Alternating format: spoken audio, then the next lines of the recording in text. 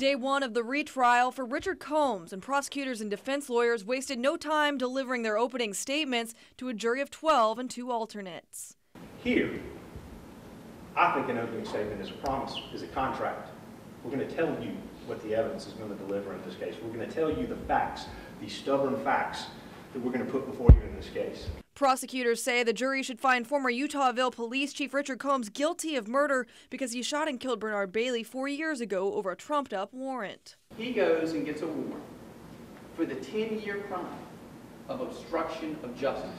Combs' lawyer, Wally Fasu, says the obstruction of justice warrant was legitimate and signed by a judge. It all started when Bailey's 16-year-old daughter was pulled over for a faulty taillight back in March of 2011. Attorneys say she was driving her father's car and couldn't find the registration, so she called her father, who was a few blocks away, for help.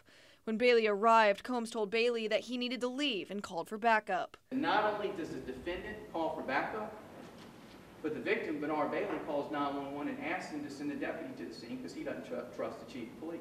After the scene was clear and Bailey's daughter was written a citation, Combs later requested an obstruction of justice warrant for Bailey. He did not serve the warrant until months later when Bailey went to Utahville to talk to Combs about his daughter's traffic ticket. Combs told Bailey he was under arrest, but Bailey walked out of the town hall and got into his truck. Attorneys say he tried to put the truck in park, but Bailey put it in reverse. When the unarmed Bernard Bailey tried to leave the scene in his vehicle, the defendant put 3 bullets in him.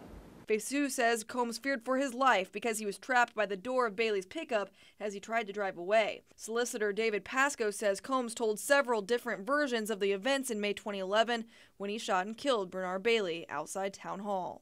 If Richard Combs is found guilty of murder, he faces 30 years to life in prison without possibility of parole.